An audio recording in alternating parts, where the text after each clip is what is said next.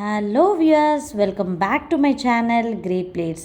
ಇವತ್ತು ಒಂದು ಒಳ್ಳೆ ರೆಸಿಪಿಯೊಂದಿಗೆ ನಿಮ್ಮೊಂದಿಗೆ ಬಂದಿದ್ದೀನಿ. ಕೇಳಿಸ್ತಿದೆಯಲ್ಲ ಎಷ್ಟು ಕ್ರಿಸ್ಪಿ ಆಗಿದೆ ಅಂತ. ಇಷ್ಟು ಕ್ರಿಸ್ಪಿ ಆಗಿರೋಂತಹ ಕೋಡ್ಬಳೆ ರೆಸಿಪಿನ ದಿಢೀರ್ ಅಂತ ಹೇಗೆ ಮಾಡೋದು ಅಂತ ಈ ವಿಡಿಯೋದಲ್ಲಿ ತೋರಿಸ್ತಾ ಇದ್ದೀನಿ. ಹಾಗಾದರೆ ಹೇಗೆ ಮಾಡೋದು ನೋಡೋಣ ಬನ್ನಿ. ಇಲ್ಲಿ 1 ಕಪ್ನಷ್ಟು ಒಣ ಕೊಬ್ಬರಿ, 8 ಒಣಮೆಣಸಿನ್ಕಾಯಿ, ಅರ್ಧ ಕಪ್ಪು ಹುರುಗಡ್ಲೆ, ಅರ್ಧ ಕಪ್ನಷ್ಟು ಕರಿಬೇವು ಮತ್ತು ಸ್ವಲ್ಪ ಇಂಗನ್ನು ಹಾಕ್ಕೊಂಡು ಪುಡಿ ಮಾಡಿದ್ದೀನಿ. ಈಗ ಅದಕ್ಕೆ ಅರ್ಧ ಗ್ಲಾಸ್ನಷ್ಟು ನೀರನ್ನು ಹಾಕಿಬಿಟ್ಟು ನುಣ್ಣಗೆ ಪೇಸ್ಟ್ ಮಾಡಿ ಇಟ್ಕೋತಾ ಇದ್ದೀನಿ. ತುಂಬ ನೈಸಾಗಿ ರುಬ್ಕೊಳ್ಳಿ, ಆಗ ಟೇಸ್ಟು ತುಂಬಾ ಚೆನ್ನಾಗಿರುತ್ತೆ.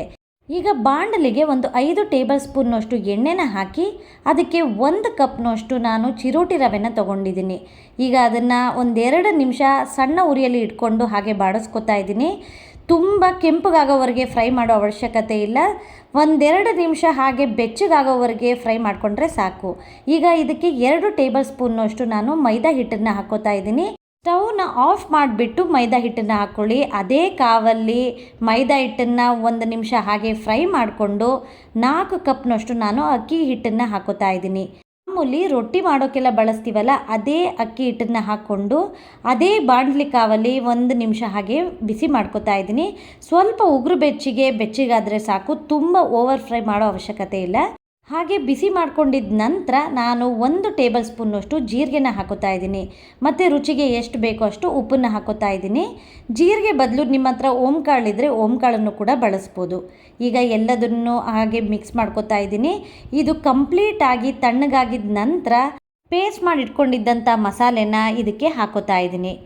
ಕಂಪ್ಲೀಟಾಗಿ ತಣ್ಣಗಾಗಿದ್ದ ನಂತರನೇ ಈ ಮಸಾಲೆ ಎಲ್ಲದನ್ನು ಹಾಕ್ಕೊಂಡು ಚೆನ್ನಾಗಿ ಮಿಕ್ಸ್ ಮಾಡ್ಕೊಳ್ಳಿ.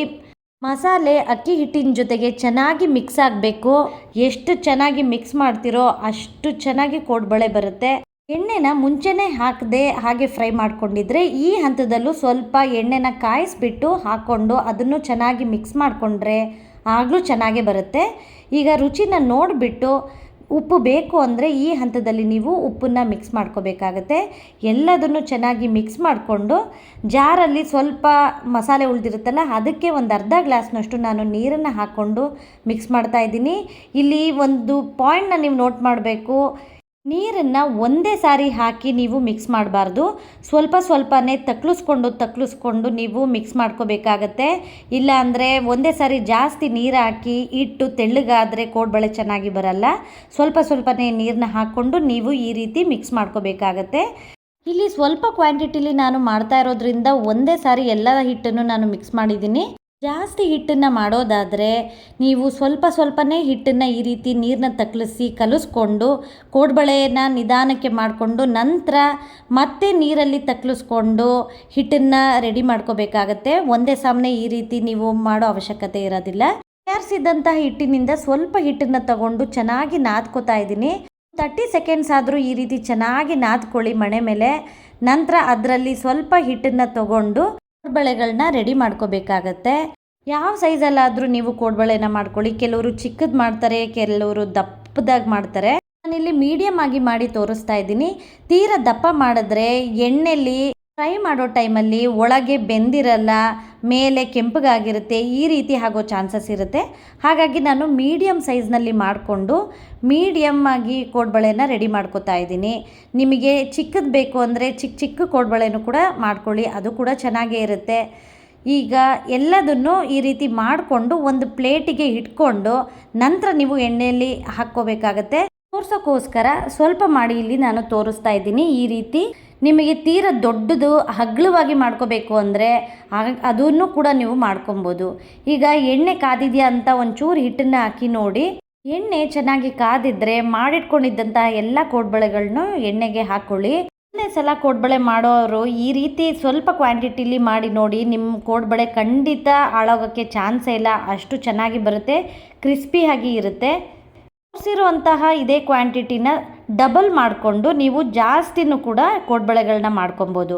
ಈಗ ಎಲ್ಲ ಕೋಡ್ಬಳೆಗಳನ್ನು ನಾನು ಹಾಕ್ಕೊಂಡಿದ್ದೀನಿ. ಈಗ ಇದನ್ನು ಮೀಡಿಯಮ್ ಫ್ಲೇಮ್ನಲ್ಲಿ ಇಟ್ಕೊಂಡು ಬೇಯಿಸ್ಕೋಬೇಕಾಗತ್ತೆ.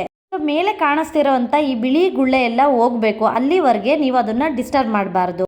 ಈಗ ಗುಳ್ಳೆಗಳೆಲ್ಲ ಹೋಗಿದೆ ನೋಡಿ, ಕೋಡ್ಬಳೆಗಳೆಲ್ಲ ಸಿಗದೆ ಮೇಲೆ ಎದ್ದೇಳ್ತಾ ಇದ್ದಾವೆ. ಈಗ ಇದನ್ನು ಮಗಚಿ ಎರಡೂ ಬದಿಲಿ ಚೆನ್ನಾಗಿ ಬೇಯಿಸ್ಕೋಬೇಕಾಗತ್ತೆ. ಆದಷ್ಟು ಮೀಡಿಯಮ್ ಫ್ಲೇಮ್ನಲ್ಲೇ ನೀವು ಕೋಡ್ಬಳೆಗಳನ್ನೆಲ್ಲ ನೀವು ಚೆನ್ನಾಗಿ ಬೇಯಿಸ್ಕೊಳ್ಳಿ. ಇಲ್ಲಾಂದರೆ ಒಳಗೆ ಬೆಂದಿರಲ್ಲ, ಮೇಲ್ ಮಾತ್ರ ಕೆಂಪಗಾಗಿರುತ್ತೆ. ಗೋಲ್ಡನ್ ಬ್ರೌನ್ ಕಲರ್ ಬಂದಿದ ನಂತರ ಎಣ್ಣೆ ಎಲ್ಲ ಸೋರಿಸ್ಬಿಟ್ಟು ಒಂದು ಪ್ಲೇಟ್ಗೆ ಅಥವಾ ಒಂದು ಪಾತ್ರೆಗೆ ಒಂದು ಟಿಶ್ಯೂ ಪೇಪರ್ ಹಾಕಿಬಿಟ್ಟು ಎಲ್ಲದನ್ನು ಎತ್ತಿಟ್ಕೊಳ್ಳಿ. ಇದೇ ರೀತಿ ಎಲ್ಲ ಹಿಟ್ಟಿಂದ ಇದೇ ರೀತಿ ಕೋಡ್ಬಳೆಗಳನ್ನ ಮಾಡ್ಕೊಳ್ಳೋ ಅಂಥದ್ದು. ಈ ಯುಗಾದಿ ಹಬ್ಬಕ್ಕೆ ಹೊಸ್ದಾಗಿ ಕೋಡ್ಬಳೆ ಮಾಡಬೇಕು ಅಂತ ಅಂದ್ಕೊಳ್ಳೋರು ಖಂಡಿತ ಈ ಒಂದು ರೆಸಿಪಿನ ಟ್ರೈ ಮಾಡಿ. ತುಂಬಾ ಇಷ್ಟ ಆಗುತ್ತೆ ನಿಮಗೆ. ಬೇಗ ಆಗುವಂತಹ ರೆಸಿಪಿ. ಸ್ವಲ್ಪ ಕ್ವಾಂಟಿಟಿಲೇ ಮೊದಲು ಟ್ರೈ ಮಾಡಿ ನೋಡಿ, ನಂತರ ನಿಮಗೆ ಬೇಕು ಅಂದರೆ ಜಾಸ್ತಿ ಕ್ವಾಂಟಿಟಿಲಿ ಟ್ರೈ ಮಾಡ್ಬೋದು. ಈ ಒಂದು ರೆಸಿಪಿ ನಿಮ್ಮೆಲ್ಲರಿಗೂ ಇಷ್ಟ ಆಗಿದೆ ಅನ್ಕೋತೀನಿ. ಇಷ್ಟ ಆಗಿದ್ದರೆ ನನ್ನ ಚಾನಲ್ನ ಸಬ್ಸ್ಕ್ರೈಬ್ ಮಾಡೋದನ್ನು ಮರಿಬೇಡಿ. ನೆಕ್ಸ್ಟ್ ರೆಸಿಪಿಯೊಂದಿಗೆ ನಿಮ್ಮನ್ನು ಭೇಟಿಯಾಗ್ತೀನಿ. ಅಲ್ಲಿವರೆಗೂ ಥ್ಯಾಂಕ್ ಯು ಫಾರ್ ವಾಚಿಂಗ್.